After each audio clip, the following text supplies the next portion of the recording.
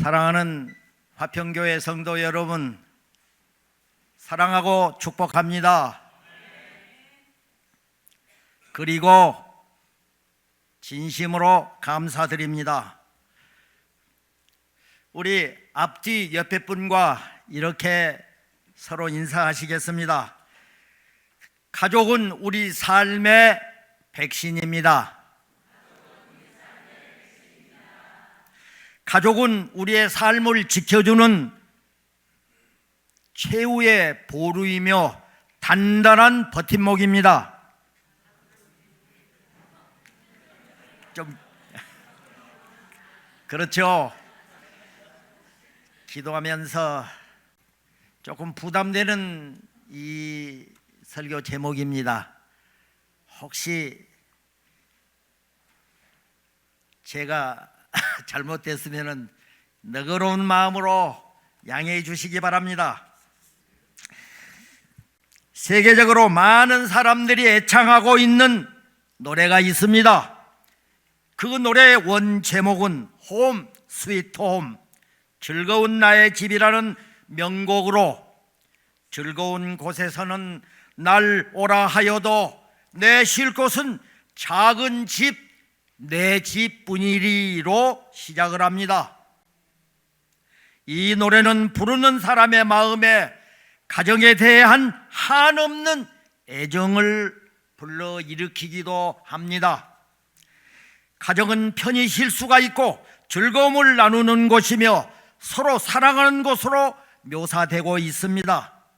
그런데 즐거운 나의 집이라는 이 노래를 지은 존 하워드 펜이라는 사람은 한 번도 가정을 가져보지 못한 사람이었습니다. 그런 그가 어떻게 이런 가사 노랫말을 지을 수 있었을까요?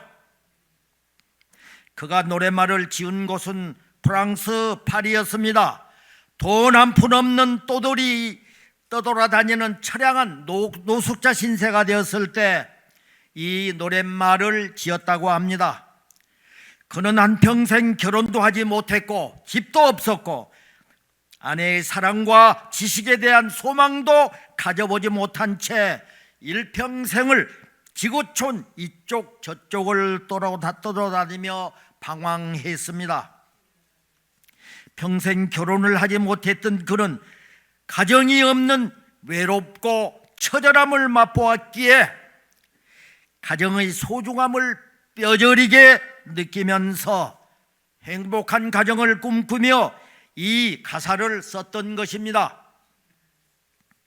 유럽 각지를 방황하던 존 하워드 페인이 1852년 4월 10일 알제리 어느 길거리에서 사망하고 맙니다. 30여 년이 지난 주에 군함으로 그의 유해가 본국인 미국으로 운구되었습니다.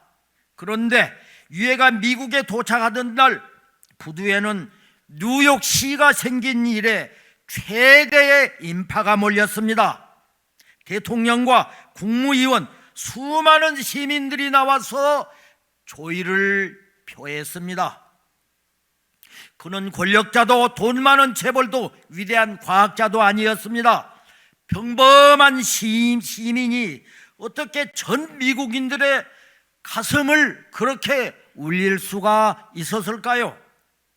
그것은 바로 화목한 가정을 꿈꾸고 간절히 사모하며 쓴 즐거운 곳에서는 날 오라 하여도 내 쉴 곳은 작은 집 내 집뿐이리 노래 가사 때문이었으며 수많은 사람들에게 가정의 소중함을 일깨워 주었기에 그 어떤 유명한 작곡가나 정치인보다도 더 존경을 받고 미국 시민들의 가슴을 울렸던 것입니다.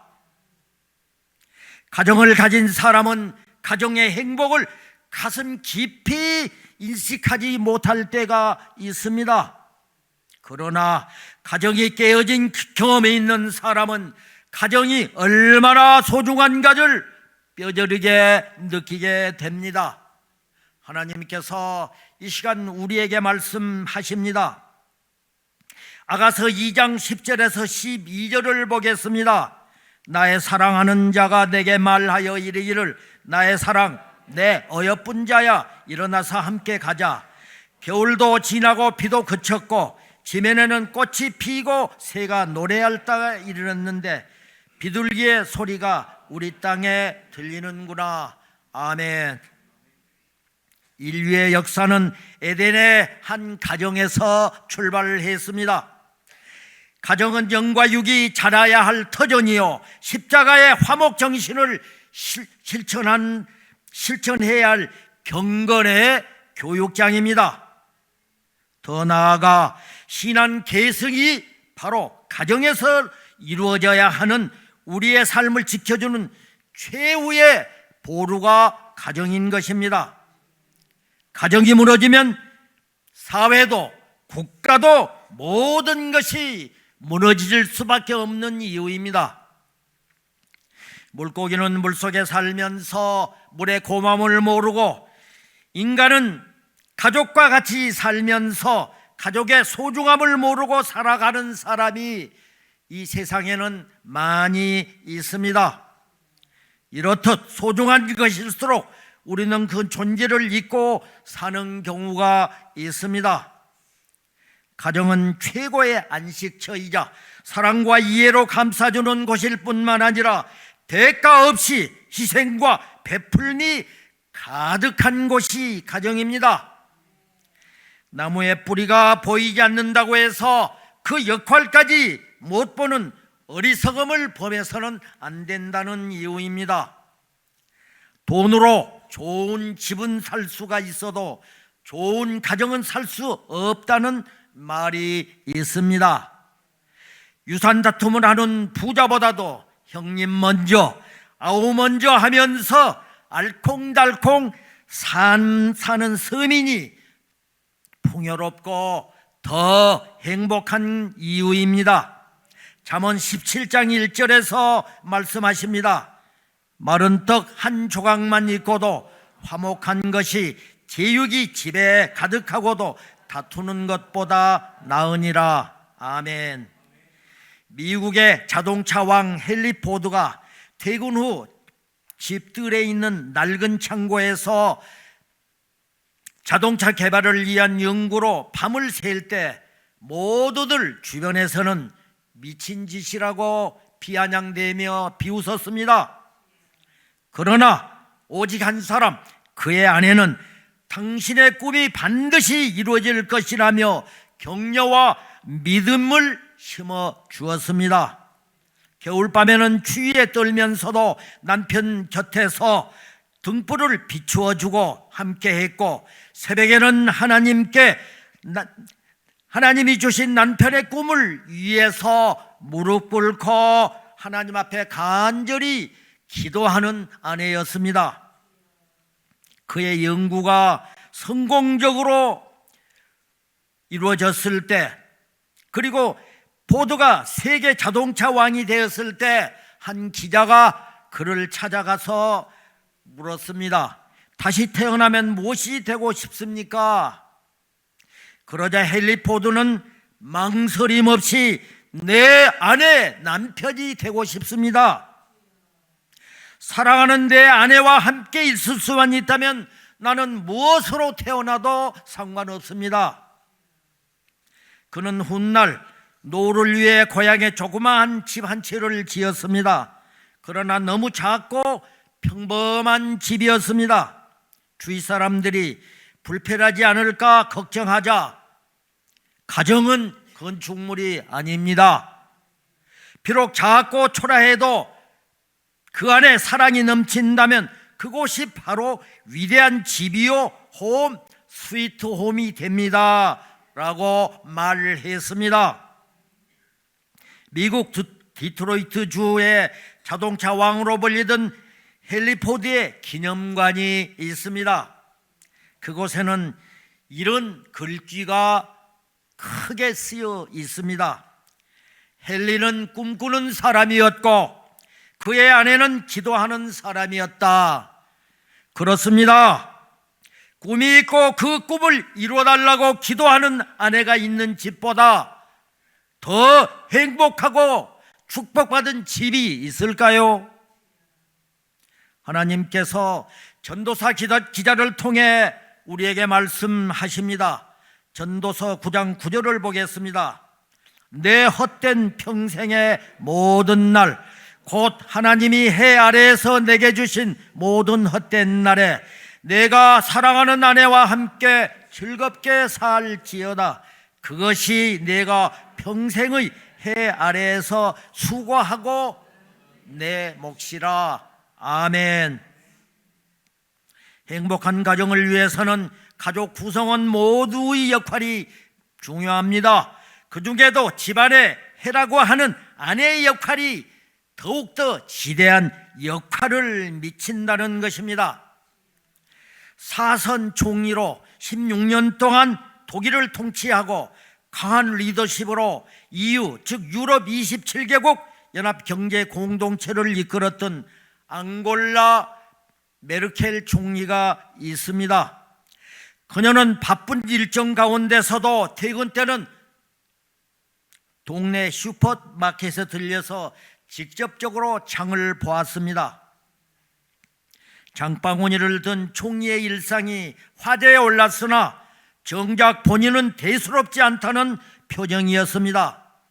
마트 직원들도 거의 매 주말에 찾아오는 총리를 여느 손님처럼 대할 뿐이었습니다. 메르켈 총리는 남편의 아침 식탁을 손수 차렸습니다. 그녀는 그 일은 나에게 매우 중요하고 즐거운 일이라고 털어놓았습니다. 그만큼 가정이 중요하다는 것을 보여줍니다. 또 철의 여인으로 불리면서 영국을 통치했던 마가렛 대처 수상도 집에서는 평범한 주부로 돌아갔습니다. 그녀가 재임 시절에 관저로 돌아가면은 어머니이자 평범한 아내로 변신했습니다. 대처는 매일 아침 남편 데니스를 위해 정성껏 본인이 식사를 차렸습니다. 그리고 남편이 식사할 때면 공사간의 바쁜 일정 중에도 남편과 함께 식탁에 앉아서 식사를 했습니다. 한 번은 대처 쌍둥이 딸 중 하나가 방 2칸짜리 집으로 이사를 했습니다. 대처는 딸의 집을 찾아가 의자를 놓고 올라가서 손수 도배와 페인트 칠을 해 주었습니다. 사람들이 그 모습을 보고 의아스러운 표정을 짓자 그녀는 이렇게 말했습니다. 도배질이 정치보다 어려웠어요. 하지만 도배를 해서 얻은 손가락 끝의 행복은 정치로는 도저히 얻을 수 없는 것이었습니다. 그렇습니다. 두 여성 지도자를 보면서 수신제가 치국평천하라는, 즉 몸과 마음을 닦아 수양한 다음에 집안을 다스린 후에 나라를 다스리라는 고사성어를 다시 한번 생각하게 했습니다. 우리 사회는 돈이나 일을 위해서 가족을 희생시키는 사람들이 더러는 있습니다. 주객이 뒤바뀐 어리석은 행동입니다. 여기에 제 아내가 와서 앉아 있습니다. 그런데 이 말 앞에는 제가 너무도 부끄러울 뿐입니다. 가족은 돈이나 성공을 통해 얻어질 수가 없을 뿐만 아니라 다른 무엇으로도 대체할 수 없는 것이 바로 가족임을 뒤늦게야 저도 깨닫게 된 것입니다. 일상의 행복과 고귀한 사랑도 모두 가족의 울타리 안에서 잉태되기 때문입니다. 이렇듯 가족은 우리 삶을 지켜주는 단단한 버팀목입니다. 사업에 실패했을 때도, 믿었던 사람에게서 배신을 당했을 때도, 주변 사람들이 차갑게 등을 돌렸을 때에도 가족의 따뜻한 품만 있다면 우리는 다시 일어설 수 있습니다. 우리는 다시 시작할 수 있습니다. 최근 우리가 경험한 대로 3년여간의 코로나 사태로 인해 모든 만남이 끊어진 사회 단절 상태에서도 가족 간에는 서로 의지하고 버틸 수가 있었습니다. 그야말로 가족 관계는 최후의 우리 삶의 인간 관계였습니다. 만약 우리의 삶에 가족이라는 울타리가 없다면 우리는 무엇으로 어떻게 이 세상의 험한 파고를 헤쳐나갈 수가 있을까요? 우리의 삶의 백신 중에 백신이 바로 가족입니다. 할렐루야. 독일의 언론인 프랑크 쉐르마허가 쓴 가족 부활이냐 몰락이냐에는 19세기 미국의 험한 계곡에 고립된 서부 개척맨 얘기가 나옵니다. 70여 명이 개척민 중에서 40명은 굶주림과 추위로 죽고 30여 명만이 살아남았습니다. 생존자들은 일반의 예상과 달리, 우리들이 예상했던 것과 달리 나이가 젊거나 육체적으로 건강한 남자가 아니었습니다. 노약자도 그 안에는 포함되어 있었습니다. 그런데 살아남은 생존자들의 공통점이 있었습니다. 이들에게는 함께하는 가족이 있었다는 점입니다. 특히 가족 구성원의 숫자가 많을수록 생존율이 더 높았습니다. 가족에게 받는 정서적인 유대감이 가족이라는 삶의 그 백신이 그토록 혹독한 환경을 견딜 수 있게 하는 에너지로 작용했기 때문입니다. 에베소서 4장 2절 3절에서 말씀하십니다. 함께 봅니다.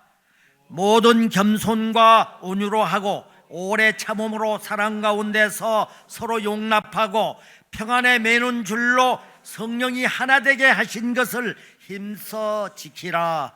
아멘. 얼마 전에 병문안을 드려야 할 곳이 있어서 모 대형 병원을 찾았습니다.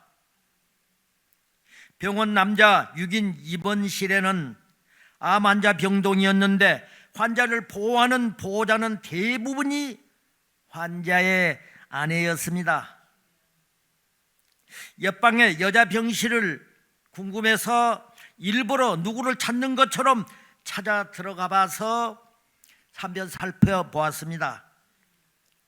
그런데 거기에는 환자를 간호하는 보호자 대부분이 할머니를 간호하는 할아버지가 아니면 아내를 간호하는 남편이었습니다. 늙고 병들면 자식도 다 무용지물이요, 곁에서 지켜줄 사람은 오로지 아내뿐이라는 사실, 오로지 남편뿐이라는 사실을 다시 한번 깨닫게 되었습니다. 우리 교회는 그런 분이 안 계십니다. 간혹 성격 차이라는 이유로 아니면 생활고나 과거를 들먹이면서 그러면서 피치 못할 이유라는 명분으로 부부관계를 청산하는 부부가 늘어나고 있다는 통계입니다. 무엇보다 황혼 이혼율이 늘어나고 있습니다. 그러나 서두르지 마시라고 저는 여러분들에게 간곡히 주님의 이름으로 당부합니다. 왜냐하면은 우리는 언젠가는 때가 되면 어차피 갈라져야 할 운명이기 때문입니다. 다만 하나님께서 때를 말하지 않았을 뿐입니다. 결국에 남는 것은 늙고 병든 육신뿐으로 고독한 인생의 여정이 이어진다는 사실을 깨닫고 우리는 알아야 합니다. 한때는 잘 나가던 유명 정치인이나 권력자나 대기업가라 할지라도 예외는 아닐 것입니다. 권력의 뒤안길에서 저는 하나님의 은혜로 회사 시절에 현대그룹 총수인 정주영 명예회장님을 아주 지근거리에서 모셨습니다. 늦고 병드니까 이 말씀 이대로 그때도 느꼈습니다. 권력의 뒤안길에서 그들이 지금 누구에게 위로받고 과연 누구를 의지하고 살고 있을까요? 종국에는 아내와 남편뿐일 것입니다. 젊었을 때 부귀영화를 누리며 천하를 호령하던 이들도 마지막 곁에 있어줄 사람, 마지막까지 남는 사람은 오직 아내와 남편뿐이라는 사실을 우리는 깨달아야 합니다. 기억해야 합니다. 이제라도 늦지 않습니다. 오늘 저녁에 아내는 남편에게, 남편은 아내에게 사랑한다고 조용히 말해보세요. 그동안 많이 미안했다고, 너무 미안했다고, 내가 잘못했다고 말해보세요. 그리고 고맙고 사랑한다고 고백해보세요. 익숙하지 않더라도 희미한 조명 아래 손을 가볍게 잡으면서 혹 용기가 나지 않는다면 한 잔의 와인의 힘을 빌려서라도 말하고 고백해 보세요. 부부의 두 눈은 말없이 촉촉해질 것입니다. 우리가 공기의 소중함을 모르듯이 부부간에도 같이 있을 때는 잘 모르다가 반쪽이 되고 나면 그 소중하고 귀중함을 절실하게 느낀다고 합니다. 아무쪼록 나이 들어가면서 배우자인 상대방을 이해해주고 존중하고 양보하며 행복한 인생을 살도록 우리 모두가 노력하고 더 노력해야 할 이유입니다. 아내란 청년에겐 여인이고 중년에겐 친구이며 노년엔 간호사다라는 말이 있습니다. 제가 세상을 좀 살았죠. 살다 보니까 인생 최대의 행복은 권력도 부도 명예도 아닌 것을 알게 되었습니다. 그저 사는 날 동안 지나침도 모자람도 없는 알콩달콩 사랑을 나누다가 난 당신을 만나 참 행복했어 라고 말하며 둘이 함께 눈을 감을 수만 있다면, 정말 그렇게 할 수만 있다면 그 이상 무엇을 더 바랄 수 있겠습니까? 그렇습니다. 우리는 하나님이 짝 지어준 배필입니다. 서로 사랑하는 부부가 되고 행복한 부부가 되어야 될 이유입니다. 성격이 안 맞는다, 경제적인 문제다, 나를 괴롭힌다. 하나님이 짝 지어준 배필, 여기에 더 이상 뭐라고 말할 수 있겠습니까? 우리 인생은 서로 사랑하며 살아도 남은 세월은 그렇게 길지 않습니다.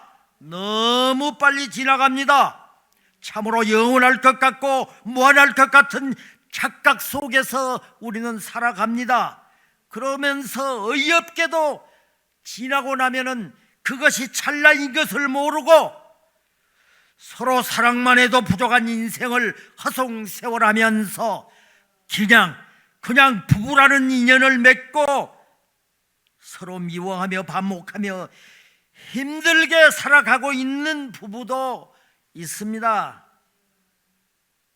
그렇다면 무엇이 우리 가정과 부부의 사이를 이렇게 흔들고 방해하고 있을까요? 오늘 본문은 포도원을 허는 작은 여우를 잡아라 하고 말씀합니다.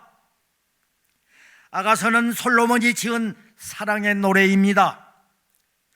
아가란 히브리 말로 노래 중에 노래요, 가장 아름다운 노래라는 뜻입니다. 이 아가서 본문을 이 설교는 참 하기가 곤란합니다. 오해를 할 수가 있기 때문입니다. 그런데 기도하면서 이 제목을 선택을 했습니다. 이 아가서를 육신의 눈으로 보면은 솔로몬과 술람미 여인과 연애 소설과 같이 보입니다. 대부분이 그렇게 생각합니다. 저도 그랬었습니다. 신앙이 얕았을 때는 어떻게 하나님이, 예수님이 저런 말을 쓸 수가 있을까? 그러나 깊이 들어가서 영적인 눈으로 보면 하나님과 인간, 그리스도와 교회, 신랑이신 예수님과 신부된 성도들의 사랑을 가장 아름답게 표현한 노래가 아가서입니다. 여기서 솔로몬은 예수님이요, 술람미 여인은 성도들의 모형으로 우리에게 주는 교훈이 이 안에 담겨 있습니다. 첫째, 부부는 사랑하는 관계로 함께 살아야 합니다. 오늘 본문이 나가서 2장 10절과 13절을 함께 보겠습니다. 나의 사랑하는 자가 내게 말하여 이르기를 나의 사랑, 나의 어여쁜 자야, 일어나 함께 가자. 무화과 나무에는 푸른 열매가 익었고 포도나무는 꽃을 피워 향기를 토하는구나. 나의 사랑, 나의 어여쁜 자야, 일어나 함께 가자. 함께 가자. 신랑된 우리 주님이 신부된 성도들에게 사랑을 진하게 표현하고 계십니다. 본문이 주는 교훈은 신부된 우리와 신랑된 주님과의 관계를 잘 가르쳐주고 있습니다. 한마디로 신랑 신부는 사랑의 관계요, 함께 살아가는 존재임을 말씀하고 있습니다.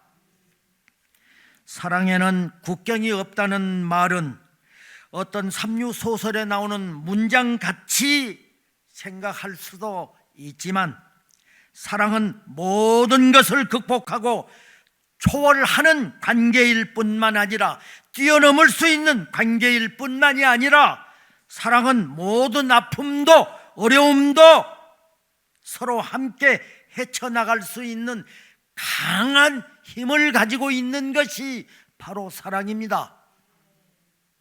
사랑은 죽은 생명까지도 살리는 위대한 힘을 가지고 있습니다.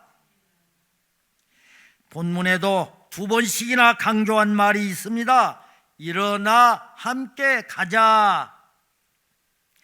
다시 말해, 부부는 북풍 한설 몰아치는 겨울에도 함께 가고, 꽃이 피고 새가 울고 노래하는 봄이라도 함께 가고, 폭풍우가 몰아치는 여름에도 함께 가고, 풍요의 계절에도 빈곤의 계절에도 함께 가는 것, 이것이 바로 사랑하는 관계요, 부부간의 관계입니다. 그러니까 성공해도 함께 살고, 실패해도 함께 사는 것, 잘 살아도 함께 살고, 못 살아도 함께 사는 것, 건강해도 함께 살고, 병들어도 함께 사는 것, 이것이 사랑관계요, 부부간의 끈끈한 정입니다. 그런데 믿지 않는 세상 사람들 중에 요즘 부부 관계를 보면은 어떻습니까? 병들면 버리고, 실패하면 떠나가 버리는 그야말로 몰인정한 부부들도 있다 하는 것입니다. 부부는 일심동체요, 두 사람이 한 몸을 이루는 신비한 관계입니다. 부부는 떨어져 살면 안 된다는 이유입니다. 부부간의 사랑은 틈이 생기면 어떻습니까? 마귀는 절대 그 찬스를 놓치지 않고 비집고 들어와서 부부간의 사이를 갈라놓기 십상입니다. 그러니까 부부는 절대로 떨어지지 말아야 할 이유입니다. 신앙생활도 마찬가지입니다. 주님과 떨어져 살면 안 됩니다. 교회와 떨어져 살아서는 안 된다는 것입니다. 얼굴이 멀어지면 정도 멀어진다는 말이 있습니다. 그러므로 신앙은 항상 주님과 동행하면서 내가 어떤 상황, 어디에 있든지 누구를 만나든지 고난 가운데 있든지 항상 하나님 말씀 묵상하고 기도와 찬양 속에 공예배 참석하고 예배를 사모하며 예배 목숨 거는 삶을 살아야 합니다. 이것이 주님께서 우리에게 주신 가장 마귀를 대적할 수 있는 강한 무기라 하는 것입니다. 성경에 의하면 하나님과 동행한 사람은 다 복을 받는다고 합니다. 그 대표적인 인물이 누굽니까? 바로 요셉입니다. 창세기 39장 2절 3절을 보겠습니다. 여호와께서 요셉과 함께 하심으로 그가 형통한 자가 되어 주인 애굽 사람의 집에 있으니 그의 주인이 여호와께서 그와 함께 하심을 보며 또 여호와께서 그의 범사에 형통하게 하심을 보았더라. 아멘. 두 번째로 포도원의 영적 의미가 무엇일까요? 본문 2장 15절을 함께 보겠습니다. 우리를 위하여 여우 곧 포도원을 허무는 작은 여우를 잡으라. 우리 포도원에 꽃이 피었음이라. 아멘. 본문은 포도원에 꽃이 피었다고 합니다. 포도원에 꽃이 피어 아름다운 열매를 맺으려고 합니다. 그런데 이 포도원에 작은 여우가 들어와서 포도원 동산을 허물고 파괴하고 지금도 파괴하고 있다 하는 것입니다. 옛날 에덴 동산에 여우가 들어와서 에덴 낙원을 파괴시켜버렸습니다. 아담과 하와가 에덴 동산에서 아름다운 사랑의 꽃을 피워 창조의 아름다운 열매를 맺지 못하도록 동산을 헐어버렸습니다. 에덴 동산에서 맛을 본 여우는 오늘도 내 심령에 들어오고 우리 가정에 들어오고 화평교회에 들어와서 지금도 파괴 역사를 일삼고 있고 호시탐탐 우리를 노리고 있다 하는 것입니다. 포도원이란 사랑의 공동체를 의미합니다. 너와 내가 모여서 우리가 되어 함께 사는 곳으로 사랑하는 사람끼리 모여 사는 곳, 거기가 바로 포도원입니다. 그곳이 바로 가정입니다. 그리고 내 심령이요 우리 화평교회입니다. 포도원은 사랑의 가정을 의미합니다. 하나님께서 세워주신 꽃피고 아름답고 향기나는 천국과 같은 우리 가정에 어느 날 작은 여우가 들어와서 가정을 무너뜨리려고 합니다. 그 작은 여우는 남편을 사로잡고 아내를 사로잡습니다. 그리고 자식들까지 모두 사로잡습니다. 포도원은 우리의 심령을 의미합니다. 새 생명의 꽃이 피어 신앙생활의 열매를 맺으려고 하는데 그만 이 작은 여우에게 사로잡혀서 타락하고 멸망하는 사람들이 많이 있다 하는 것입니다. 지금 교회가 무너지고 있습니다. 교회 학교가 무너지고 있습니다. 거기에다가 교회 학교, 고등학교까지 교회 학교에서 신앙을 잘 유지하던 학생이 대학만 들어가면은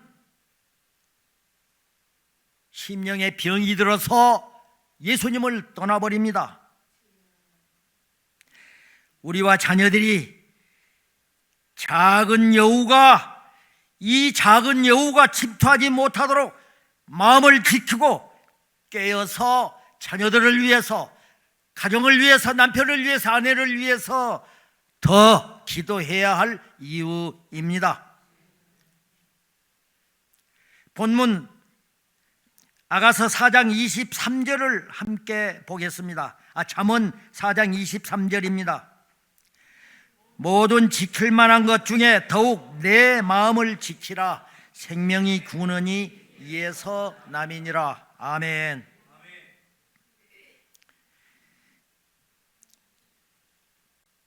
포도원은 교회를 의미합니다. 성경을 보면 포도원을 주제로 한 비유가 나옵니다. 그 포도원은 곧 교회를 의미합니다. 마태복음 20장에 나오는 포도원 비유를 보면 교회를 신령한 포도원에 비유했고, 요한복음 15장 1절에 보면은 성도들을 포도나무 가지에 비유했습니다. 그런데 포도원을 만들고 거기에 포도나무를 심은 목적이 있습니다. 그것은 열매 맺기를 바라고 심은 것입니다. 요한복음 15장 5절을 함께 보겠습니다. 나는 포도나무요, 내가 그 안에 거하면 사람이 열매를 많이 맺나니 나를 떠나서는 너희가 아무것도 할 수 없음이라. 아멘. 셋째로, 우리 안에, 아니 내 안에 작은 여우를 잡으라고 하나님께서 강력하게 말씀하십니다. 아니 명령하십니다. 본문인 아가서 2장 15절을 다시 한번 보겠습니다. 우리를 위하여 여우 곧 포도원을 허는 작은 여우를 잡아라. 우리의 포도원이 꽃이 피었음이라. 아멘. 본문에서 작은 여우는 작은 죄를 경계하라는 말씀입니다. 또 작은 마귀의 유혹을 물리치라는 말씀입니다. 다시 말해 작은 여우는 사탄이요 마귀를 상징합니다. 그 첫 번째로 우리가 잡아야 될 이 작은 여우가 무엇일까요? 그 첫 번째로 내 안에 있는 부정적인 생각과 부정적인 말이 작은 여우입니다. 잡아내야 합니다. 에머슨은 사람이란 종일 자기가 생각하는 그 생각을 이룬다고 합니다. 생각대로 모든 것이 이루어진다고 합니다. 생각은 지극히 적은 것 같지만 우리의 운명을 좌우하는 무서운 결과를 가져옵니다. 그러므로 부정적인 생각이나 말이 내 심령의 동산을 망치기 전에 빨리 작은 여우, 사탄 마귀를 우리는 잡아야 한다는 것입니다. 이 땅에 행복한 가정을 이루고 사업에 성공한 사람들, 그리고 행복의 아름다운 꽃을 피운 사람들은 그 마음의 부정적인 생각과 말의 작은 여우를 잡아낸 사람들입니다. 나는 주님과 함께하는 사람이다, 주님을 믿는 자에게는 능치 못할 일이 없다는 생각으로 꽉 차서 찬양하고 기도하고 말씀 묵상하고 깨어 기도하는 삶 속에서 자신을 이긴 사람들이라고 할 수 있습니다. 두 번째로 나의 게으름이 작은 여우입니다. 잡아내야 합니다. 많은 사람들은 이 게으름과 나태함을 그냥 대수롭지 않게 생각합니다. 그러나 이 게으름은, 사회학자인 베크는 게으름은 악의 주요 원인이요 심리적인 병의 원인이다 라고 말합니다. 또 인간관계에 있어서 실패하는 중요한 원인이 되고 있다는 것입니다. 사실 게으름 때문에 인간관계가 실패하는 경우가 많이 있습니다. 또 게으른 사람은 사회에서도 인정을 받지 못합니다. 내 성격이 그러니까, 내 취향이 그러니까 조금 더 자자, 조금 더 쉬자, 안 된다는 것입니다. 마귀가 우리들을 파괴시키는 데 사용하는 무기가 무엇인지 아시나요? 바로 내일로 미루는 이 게으름입니다. 현대 신종 마귀는 바로 내일 마귀라고 할 수 있습니다. 주를 믿는 것도, 헌신하는 것도, 기도하는 것도, 전도하는 것도, 봉사하는 것도 다 하라는 것입니다. 그러나 오늘 하지 마, 내일 해. 내일 가서 내일 해, 내일 해. 아니야, 내 환경이 좀 나아지면 그때 공예배 열심히 참석하고 새벽기도 참석하고 그때 가서 주일예배 열심히 참석할 거야. 내일은 끝없는 내일이다. 내일 속에서 내 인생이 끝난다는 말이 있지 않습니까? 세 번째로 나의 분노, 혈기도 작은 여우입니다. 이 마귀 때려잡아야 합니다. 분노와 혈기는 포도원을 흐는 작은 여우 중에 여우입니다. 작은 분노와 혈기 때문에 가정의 웃음이 사라집니다. 가정 불화가 일어납니다. 가정 파탄까지 이르면서 교회 분위기가 어둡게 되기도 합니다. 작은 분노 혈기 때문에 살인의 원인이 되기도 하고, 창세기에서 가인은 분노와 혈기를 참지 못해서 어떻게 했습니까? 동생 아벨을 돌로 쳐서 죽였습니다. 네 번째로 내 안에 들어있는 시기심도 작은 여우입니다. 잡아내야 합니다. 바울은 고린도전서 13장 사랑장에서 투기하지 말라고 했습니다. 성경에 시기하다가 망한 사람이 있지요. 다 잘 알지 않습니까? 이스라엘의 초대왕 사울입니다.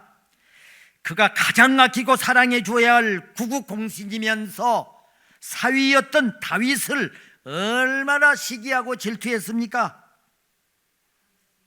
사울은 천천, 다윗은 만만이라는 인기 순위에서 밀리자 그만 시기심이 발동했습니다. 이게 뭡니까? 지 본맘 아닙니다. 마귀가 그 순간을 침투해가지고서 완전히 마귀 손에 잡혀버리게 된 것입니다. 그래서 사울은 평생 다윗을 죽이려고 분을 품고 쫓아다니다가 끝내는 악신에 걸려가지고 고통을 당했고, 종국에는 전쟁의 패배자가 되어 비참한 죽음을 맞이하게 됩니다. 그렇죠. 우리 주변에는 들어는 있습니다. 남이 잘 되는 것을 못 보는 사람이 있습니다. 사람들에게 칭찬받는 것을 그냥 못 봅니다. 시기는 삶의 기쁨도 송두리째 빼앗아가 버립니다. 결과적으로 나 자신을 파괴한다는 것입니다. 다섯 번째, 내 안에 교만도 무서운 여우입니다. 필히 잡아야 합니다. 성경은 겸손과 교만을 대조해서 우리에게 권면해주고 있습니다. 잠언 16장 18절을 보겠습니다. 교만은 패망의 선봉이요 거만한 마음은 넘어집의 앞잡이니라. 더 설명할 것이 뭐 있겠습니까? 본문은 포도원에 꽃이 피었다고 말씀하고 있습니다. 그런데 그 동산에 작은 여우가 와서 그 동산의 심령과 가정과 교회를 헐고 있으니 이 작은 여우를 반드시 잡으라고 하나님께서 오늘 화평교회 아닌 나에게 말씀하시고 명령하고 계시다는 것입니다. 전설에 의하면 하루에도 12번씩 변한다는 교활한 작은 여우를 잡아서 우리의 심령과 가정과 교회를 반드시 지켜야 합니다. 그래서 우리의 삶의 백신인 아름답고 행복한 가정을 통해서 이 땅에서 작은 천국을 누리며 나누면서 살아야 합니다. 이제 말씀을 마치겠습니다. 그렇다면 이 여우를 어떻게 잡을 수가 있을까요? 여우는 바위틈 굴 속에 깊은 곳에 살기 때문에 굴을 발견했다 하더라도 잡기가 매우 어렵습니다. 거의 불가능합니다. 긴 장대로 쑤셔도 잡을 수가 없고 총으로 쏴도 안 되고 칼을 휘둘러도 원체 체구도 좋지만 약삭 빠르고 민감하기 때문에 잡을 수가 없다 하는 것입니다. 딱 한 가지 방법이 있습니다. 그 방법을 제가 우리 화평교회에게 말씀드려야 되지 않겠습니까? 바로 그 굴 입구에 불을 피워서 연기를 넣으면 견디다 못해서 나온다고 합니다. 그때 앞에 큰 그물을 치든지 여러 가지 방법이 있습니다. 그렇게 해서 때려 잡으면 됩니다. 화평교회 성도 여러분, 우리 속에 숨어있는 사탄은 어떻습니까? 성령의 불로만 잡을 수 있습니다. 하나님께서 사도 바울을 통해서 오늘 우리에게 이렇게 말씀하십니다. 에베소서 5장 18절을 보겠습니다. 술 취하지 말라. 이는 방탕한 것이니 오직 성령으로 충만함을 받으라. 아멘. 그렇습니다. 오직 성령 충만이 답입니다. 할렐루야. 이러한 삶을 사시는 화평교회가 되고 저와 여러분이 되기를 주님의 이름으로 간절히 축원합니다. 축원합니다.